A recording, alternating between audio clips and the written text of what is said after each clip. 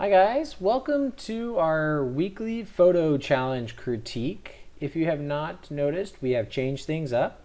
Our critiques are no longer live, and this will be the future format of our critiques coming up in the future. So I wanted to just make sure that you guys are aware that all our stuff has moved to pitprogram.com, which is the site that we are looking at right now. It is our site where we promote our 6-month training program for people aspiring to become professional certified photographers, and also the site of our free live photo tutorials for people aspiring to grow their business and learn from other instructors that we bring on to host tutorials. So just a reminder, if you want to catch yourself up on all the new changes with our weekly photo challenge, I strongly recommend you go to pitprogram.com/blog, or just go to the home page and click on blog right here, and it will show you where or what the new updates are on the blog itself. Okay, so you can click on there. For some reason it's taking a little bit longer to load. Got a lot of stuff running on the computer. But what we'll do is I'll show you that later, and we'll pull up the photos for this week's critique. So what we're going to do is I'm going to go through our photos just like we did before, except we're just going to be focusing on just the photos and not talking to anyone else.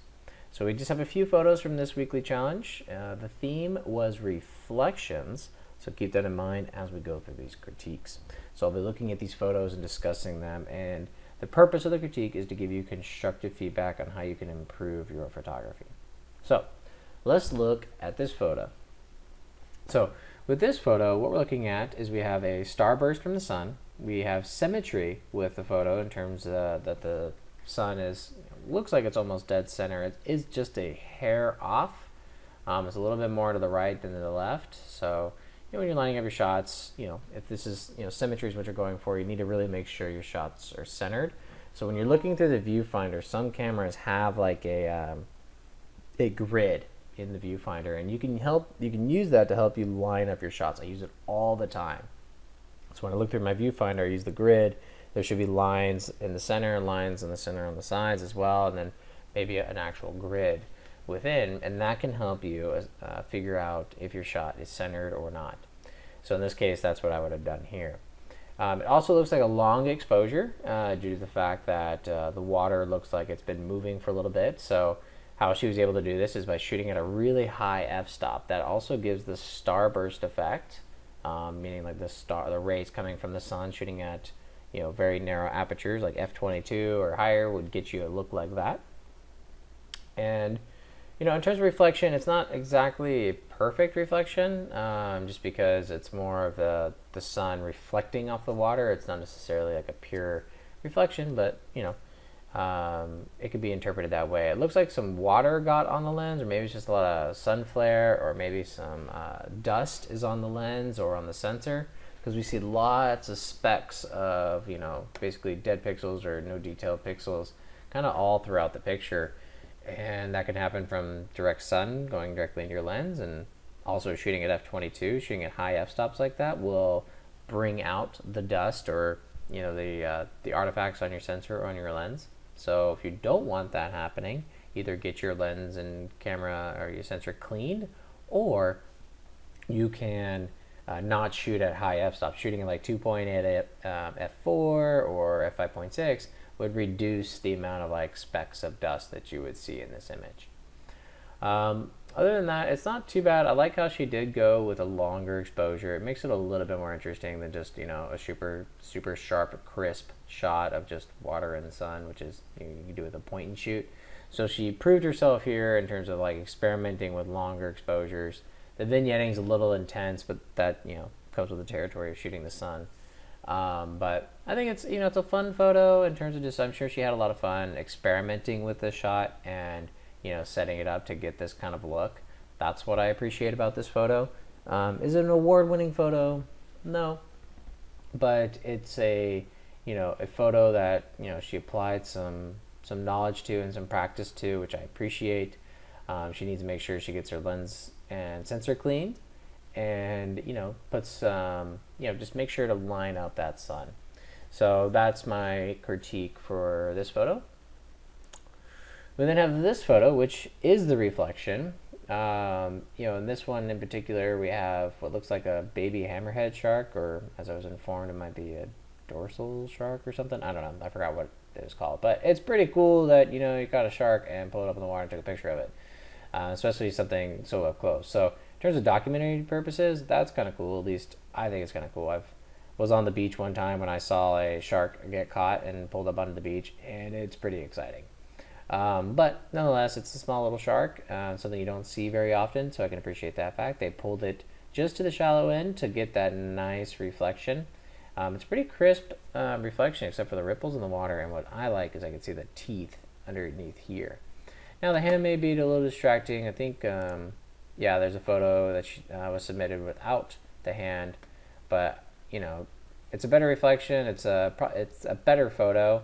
Not per se, but for some reason I just love the look of the shark here, but the hand totally ruins it. So this is the better photo. But when we look at it, it's a pretty straightforward shot. It's the shark. It's an event happened and she was there to capture it. Now, what is good about this photo is what she could have done is she could have just been like, oh wow, click, and just taken a picture, looking down on it. That would have been a crappy picture.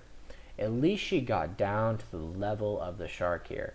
And like, oh, even here, you look at the eye, you can just see the eye staring right back at you, which makes it such a more intimate shot. This is how you make your photos better. It's getting down and personal, getting closer to your subject. Now, she could use a zoom lens. It looks like she used a zoom lens in terms of the compression going on with the shot, but not like a 200 millimeter or anything, but maybe like a 70 millimeter or 100 millimeter lens focal length. And you can see all the detail in the gills and the eyes, and I think that's really cool.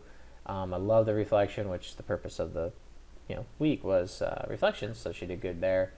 And it's just a unique experience you just don't get come up very often. And I like how she just took the time to get down to the level of the shark, get the reflection, and just get more intimate with the shot and really fill the frame with the shark.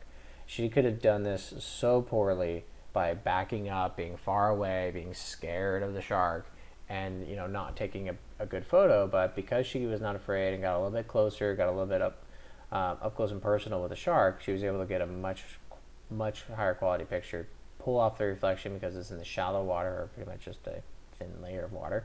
And I like it. I think it comes off to be a really nice shot, and I think she did a good job here.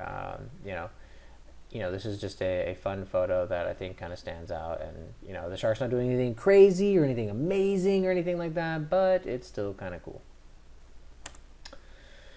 All right, so this photo, it gets the reflections, but this is something that I'm hoping to see improve as the contest goes on. Not contest, but the challenges continue, and that we now have prizes involved. What you got to do when you got reflections, good, check mark, okay, but you have the snake from the pool, the pool cleaner snake, like still roaming around. Like, this is where you got to like unplug that, take that out, get it out of the way. Get yourself in a position where you don't get all this unnecessary stuff. This is where my eyes go first. It's the brightest part of the image, pretty much, over here, and kind of seeing all this junk over here. It's just unnecessary in the photo. You don't need this whatsoever in the photo, and it just kind of takes everything away from it. Like, yeah, you got the reflection here, but you didn't need to get this in the shot to get the reflection. So, how to make this photo better? Well, I think the angle needs to change. I think shooting on the opposite side of this ledge right here, so shooting over here and shooting this way, it's really hard to tell. I don't know how the reflections are going to really look. But sometimes getting lower to the ground can make the reflections more emphasized, a little bit more elongated, so that way you can get less of that. But in this case, I would almost just see if I can kind of makeshift crop it. I think this would look better right here, and just getting rid of the snake right here would be a better photo, make me think about it more, versus just poolside shot. So this one, when it comes to reflections, getting low to the ground where the water is can make some really interesting shots, but not always. It just depends on the angle of the reflection. And it looks like she's doing it at sunset or maybe sunrise, probably sunset most likely, just because of the color of light coming in. So, if the sun was reflecting off the water, that'd be better, but, in this case, we don't really have it. So, to improve this photo, removing the snake, you got to pay attention to these, like, small details and put some more effort into, creating a better image. And, hands down, just removing the snake would have made it a better shot slightly, and then just cropping out this stuff up here would have made it a little bit better. But, pay attention to the small details. That's what I'm trying to get down to. That's what's going to make it different. That's what's going to make it, more impactful. All right, so this one's from Rocio. She did the books theme. I'm going to let it slide just because she's new into the challenge, and I want to just, give her a chance here because a little bit of confusion. But what we got going on here is the books photo, and, the theme about that was anything related to books. And it looks like here she's got lots of books and lots of, possible falling. Couple things here in terms of improving this photo. Now she went black and white, and I'm sure she went black and white for a reason. Okay, black and white is an easy way to kind of make a not so good photo slightly better. Okay, so typically it's a good way to kind of disguise any exposure issues or sharpness issues or contrast issues or color issues in the photo. So a lot of people do black and white for those reasons. Now, to compose this shot a little bit better, I would have put the camera a little bit more to the right and made sure that this big box here was not in the shot. You never want these like big electrical boxes or whatever they are ever in the shot. So you want to make sure you can avoid that. So what I would have done is I would have turned the camera just a little bit closer to the wall, shot more out in this direction, shot with a wide open aperture to make sure that she was sharp, but the rest of the background was blurry. That would just give us that shallower depth of field and make sure that we focus on her and nothing else. Now she looks like, I like the motion in the photo of her legs, but it's hard to really fall in love with a photo when the face is blurry and other parts that aren't as important are sharp. Now the books are sharp in focus. Okay, that's obviously the priority of the photo is the books, but it could be done better in terms of changing your perspective a little bit to eliminate any distraction details, get this tree out from behind her, and separate her from the background by having a shallower depth of field. And in terms of her foot being blurred, it shows motion. I like the foot being blurred. For some reason it makes me feel like she's about to trip and fall and drop these books, which that's what I feel is going on here, and which I kind of like. But so she obviously set this up herself, which I appreciate and I like the effort. But what I would like to see differently is maybe her face sharp in focus, and again changing the angle. The angle is just not working for me here, so that's what I would do. I would move over to the right. I would go to a lower f-stop to blur out this background here. Make sure she's nice, sharp in focus. Again, probably not an easy task carrying books and taking a picture of yourself, but nonetheless, it can be done. And I think actually maybe having the tripping motion would be kind of fun. So actually like throwing the books up. So like, falling and having the books fall down. I think that would be kind of cool. It looks like she's about to trip, but I would like to see the trip because I just think that would be fun and kind of interesting to see. So I like the idea. I like where it's going, but in terms of composition, it could be done a little bit better. So again, moving to the right, probably putting her in the right third and having her fall and lose the book. So capturing motion, shallow depth of field, rule of thirds, lots of things that could be done to improve the photo. All right, so this one here, we have a reflection of a young child looking at probably mommy or something through the a mirror. I kind of like it. It's just big problem here, soft. Really, really soft in terms of like the focus. The focus is not sharp. This is where you have to nail your focus. So if you do not know how to change your focus point, you really need to learn how to do it. If you haven't taken our 102 class, just look it up online, how to change my focus point on whatever camera you have. YouTube it, they'll show you how to do it. Make sure your focus point is lying directly up on their eyes. It seems like you're close, but it seems like the image is really grainy, so shot at a high ISO, which is not a good thing. And we lose a lot of detail because those eyes are beautiful. Those are beautiful eyes, and it has so much potential to really grab you, kind of like you know, grabbing the mirror. So a couple things I would do here is I would make sure I nailed my focus point, brought down my ISO so it's not so grainy, and then I probably would have cropped it, because this space up here, completely unnecessary. Completely does no good, especially blonde hair against kind of blondish background, just blends in. No contrast there. So you might as well just kind of crop in and get rid of it, and that helps us focus in on those eyes. Those eyes are what matters. Those blue, beautiful eyes are what's really going to make this photo amazing. So make sure you get a sharp focus on those eyes, shoot at a lower ISO, and crop in a little bit tighter to eliminate the unnecessary look there. And you get a really cool shot. It looks like two kids are, coming together and like holding each other by the chin. It's kind of funny. So it's a good shot, especially because of the eyes. So I think if you make those improvements, this could be, a really nice shot. Okay, so this photo here, I think it has so much potential, but the focus is completely missed here. Okay, in fact, nothing of importance is in focus. What's in focus is the drool or liquid on the mirror here. This is what's in focus down here. I don't know how that happened, but that loses. I would totally fall in love with this photo if you focused on the puppy's eyes right here. I would have just died for this photo and loved it. You got a puppy looking into a mirror of himself. Like, that's awesome. Okay, I think like everyone falls for puppies. Okay, and you could have got a great shot here only if it was sharp and focused. And again, I'm downloading these photos from Facebook, so they're always not the highest quality.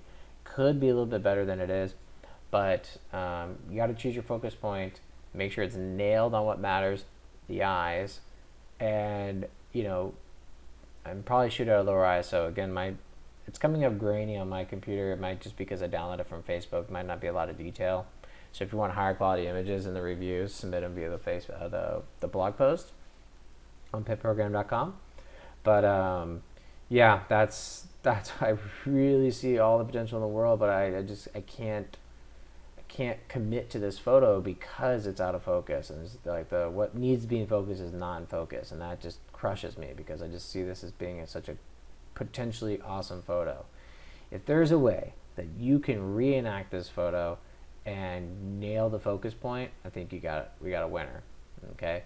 In fact, I'll even give you a chance to resubmit it. Okay. If you can resubmit this photo by Friday, let's just say Friday, June 7th, I will give you a chance, and I will make this potentially photo of the week if you can reshoot this almost identically. It doesn't have to be looking his nose or anything, but if you can get those eyes in focus, sharp and crisp, submit it via the blog so I get a high resolution photo, this photo would win for me. I just love it. I think it's adorable. I think it's really cool. I like the over the shoulder look of the dog, really good perspective. Like the fact that you got the mirror in there. Also clean the mirror too. That would be another thing I'd want you to do, is clean the mirror. It's, I don't like that drool or wetness or whatever that is. But it's so cute. Everyone loves puppies and or dogs, and I just think that would come out really nice if you're able to pull that off. So if you can get actually, let's do this. If you can get it to me by Thursday, this will be the photo of the week. Okay. If you cannot, I will post another photo on Thursday, and as the photo of the week. So I'm not announcing the photo of the week until you'll see a blog post on Thursday. So if you can get this retaken by Thursday, I think before 11 a.m., I will submit this as the photo of the week. If not, I will submit another photo as the week of the week. Okay. So I believe that wraps up the critique. Yep. So just want to remind you guys to go to pitprogram.com/blog, and you will see the video that I wrote about, I made regarding all the changes that we're making to the photo challenge, and also all the changes that you'll see. So new themes posted at 10 a.m., Wednesdays at 5 p.m. So this video is posted at 5 p.m. obviously. and much more changes. We're giving away prizes. Come on, everyone loves prizes. And I'm very excited about all these changes. And also remind you, so for you guys that are posting more than one photo, we're only posting one photo now. You're only allowed to post one photo a week, okay? Any other photos you submit will be either disregarded or not considered not considered in the running of photo of the week, okay? And you can submit your high resolution photos up to, I think, 10 megabytes right here, okay? So I hope you guys enjoyed the video. Don't forget to register on pitprogram.com for free tutorials. We are working on the schedule as we speak, bringing in some pretty awesome photographers to teach some really amazing stuff about improving your photography and your photography business.